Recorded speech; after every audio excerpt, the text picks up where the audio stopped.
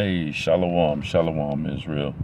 Before I get started, as always, I give all praises, honor, and glory unto Yahweh, Bahashem, Yahweh Shai, Bahashem, Rekah HaKodash.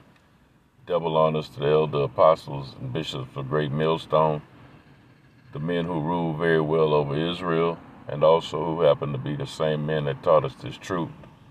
And peace, blessings, and salutations unto the men of the Lord, starting with the elect on down to the men that push this word throughout the four corners of the round earth in faith, love, truth, sincerity, and in diligence. And to those sisters that listen and learn, and to those that support the ministry, shalom. It's the brother Yukana from the GMS Houston camp coming back with another installment of GMS Practicals, man. And I had watched a lesson by the elder apostle Tahar and the elder apostle Ramlab going into Esau, man, and it was on my spirit, to go in on Esau at the time, and that confirmed it, so I said I wanted to, just do a quick lesson on Esau, man, and his time is all but run out, man. This man's time is all but run out. And when you're talking about the election and things like that, he's such a crafty, sneaky bastard, man. The most subtle one in the garden. I mean, this is a wicked man, There may not even be an elect, man. I gotta kind of talk in code because you know how the wide tube is, man. So. But, yeah, this man's time is run out, man, and he knows it. He knows his time is almost up, man, so he's pulling out all the stops. He's, just like with the shooting that took place at this high school. I forget where that was, yesterday. Well, I was looking at it on the news today, and, I can't remember exactly where it was, Salakia. But you're going to see more stuff like this happening, man. Now, I can't say if it's a F flag or, what's going on, but that was an event, man. But there's going to be major events that are about to take place here, man. But it's just this devil, man, Esau, the so-called white man, trying to pull out the stops, man, to prolong, his time, his rulership, man, his time and power. But his time is almost out, man. And once his time is up, that's it. And you can't go no further than the boundaries that the Heavenly Father, Yahweh Bashem, Yahweh Shai, has already set. Matter of fact, let me grab that right quick before I get into what I was going to talk about. This is Job chapter 14 and verse 5. It says, seeing his days are determined, the number of his months are with thee, thou hast appointed him bounds that he cannot pass, Salakia.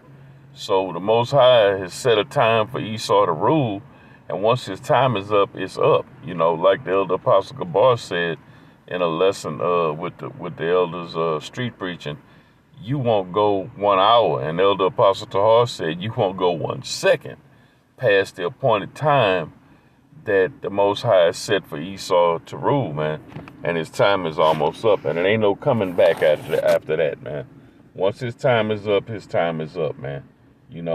And he's done. And then guess what? It's our turn. It's the Israelites, the so-called blacks, Latinos, and Native Americans, man. The only thing is that once we go into power in the kingdom of heaven, we get to rule forever. Under Yahweh Shai, King David, and the 12, man, and just to back that up, man, this is 2nd Ezra, chapter 6, verse 9, it says, for Esau is the end of the world, and Jacob is the beginning of it that follow it. So Esau's time is all but run out, man, and once it's done, he's done, and we take over from there, join us with our big brother Yahweh Shai, man. I'm gonna jump back over here in Job and go ahead on into the scriptures that I was going to bring out, man. And I'm going to start in Job chapter 20 and with verse 4. And it says, "Knowest thou not this of old, since man was placed on earth, that the triumphing of the wicked is short, and the joy of the hypocrite but for a moment," man. So the triumphing of the wicked, man, and he's been triumphing, yes sir, like a motherfucker. But his that time is short, man. That it hadn't been long. When you weigh out Esau's time in rulership versus eternity, that's not even a grain of sand on a beach, man. And I'm not talking about a beach, like 2 miles long and all. I'm talking about all the beaches on this planet, man. Esau's rulership isn't even a grain of sand on this whole planet up against eternity, man, which is what we get, And it says, "and the joy of the hypocrite, but for a moment," man. So like when you go into Proverbs, man, and it 1, and it's talking about the scoffers and the mockers, man, making fun of the Most High, his name, the men of the Lord, scoffing at the truth, mocking everything. The Most High said he's going to laugh when your calamity comes, man.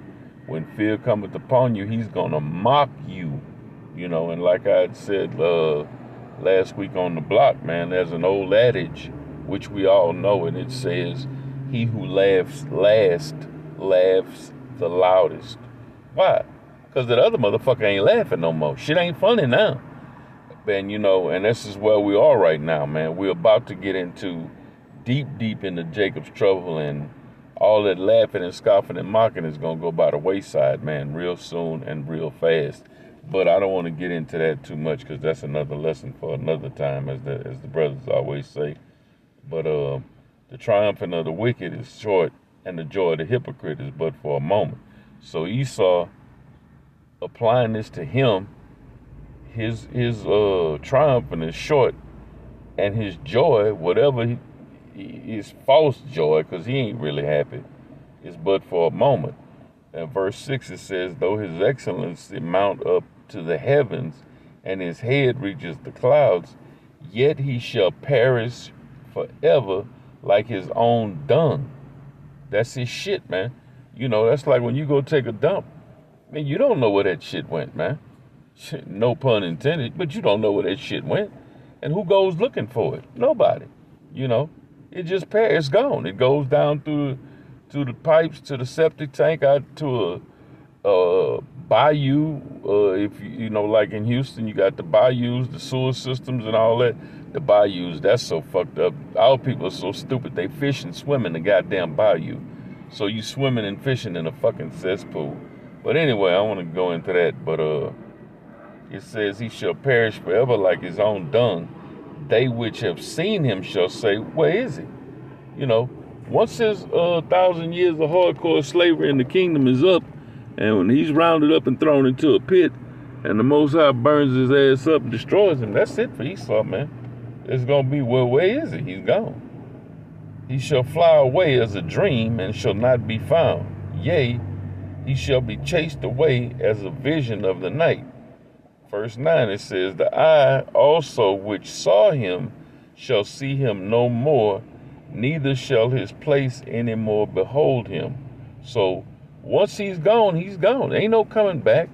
Ain't gonna be no, we gonna rule in the kingdom for 1,000 years like these morons say, and then Magog's gonna take over. So, which they Edomites too. So, but they gonna just come back and they gonna just overthrow us, Yahushua and Yahweh Bashem Yahushua, and take over and rule. You know how fucking stupid you gotta be to even look. And I joke and kid with brothers, okay? I like to keep the mood light until it's time to get serious, and then shit change, drastically. But if we fellowship, and I like to crack jokes and keep the mood light. But even in my wildest jokes, I wouldn't joke and say no stupid shit like that. Come on, man. Really? So they have absolutely no power. They're powerless, and we got all the power, but somehow they're going to overthrow us after, being in the kingdom. But anyway, I'm going to jump down over to verse 11. It says, his bones are full of sin of his youth, which shall lie down with him in the dust. And that goes back to that Psalms, man. They go astray from the womb speaking lies, man. You know, from his youth, his bones are full of sin, man. At his birth, he was born with the spirit of a liar, man. A devil, which simply means deceiver, from the Latin word diablos, okay? Let me see. Because his time, man, like I said, the appointed time is almost up. And he ain't going to get to rejoice in or enjoy any of the spoils that, he's trying to set up like his NWO. He ain't going to be able to enjoy none of that shit because we ain't going to go that far, I'm going to jump down here to verse 19. Hold on. Yeah, I'm going to jump down to Job 20 and 19. It says, because he hath oppressed and hath forsaken the poor, because he had violently taken away an house which he builded not. And that lines up with that Micah 2 and 2. And I'm going to bring that out real quick. It says, and they covet fields and take them by violence, and houses and take them away. So they oppress a man in his house, even a man in his heritage. Okay? So that's Esau, Edom, the so-called white man, that's his MO. They just take shit that's not theirs, man. And they're going to say, well, who's going to stop me? Well, so far, nobody's been able to, but all that shit's coming to a screeching halt as we, is what this lesson is all about, man. His time is all but run out, man. Okay? It says, verse 20, it says, surely he shall not feel quietness in his belly. It's going to be a rumbling, worse than an upset stomach. He shall not save of that which he desired. He's not going to be able to enjoy this, man. Verse 21, there shall none of his meat be left, therefore shall no man look for his goods. Verse 22, and here's like one of the major points. In the fulfillment of his sufficiency, he shall be in straits. Every hand of the wicked shall come upon him. And that goes with that Jeremiah 51 and 7, man. Esau, Babylon, a.k.a. America, has been a golden cup in the Most High's hand that got all the nations drunk, but now the nations are mad, man.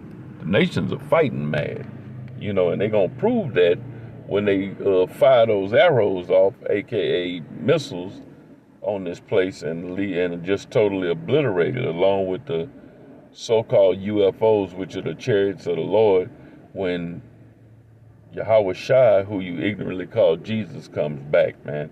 Okay? It says, in the in the fullness of his sufficiency, he shall be in straits. He's going to be in hard times, man. He's going to be bound. It's going to be hard as hell for Esau, Edom, man. Every hand of the wicked shall come upon him. These other nations, even his allies, are going to turn on his dog ass, man.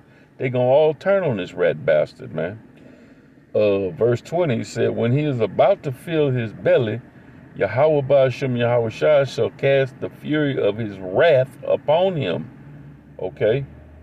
And that's all throughout the scriptures, man, where do unto her as she has done unto others, man. Double her, man, the recompense.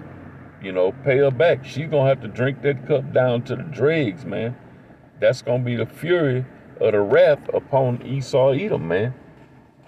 And shall rain it upon him while he is eating.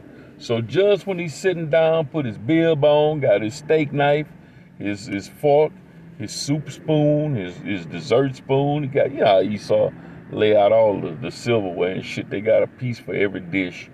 Got all this stuff together. He gonna savor it and breathe it in. And just when he's about to dig in, kablamo, man. The Most High is gonna thwart his plans, pull the rug out from under him. Kaboom. End his shit, man. with what? With the fury of his wrath, man. Which that's not, that's not something you can escape. The wrath of the Most High, man, out of his fury. Okay.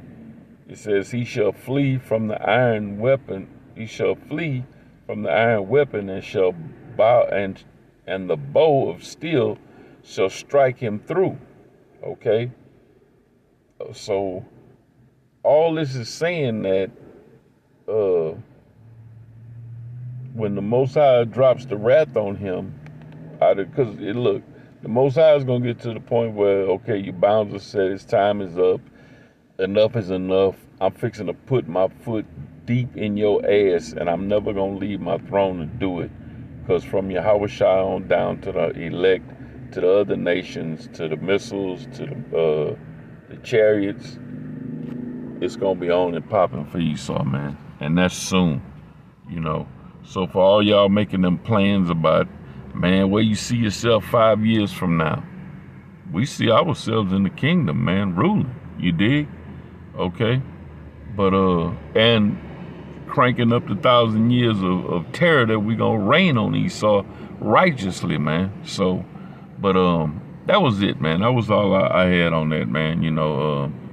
I just wanted to touch on that briefly, man, being inspired by what I'd seen by the elder apostles, man, doing their lessons. So I'm going to go ahead and end it with that, man. So until next time, Abaratazah, Shalom.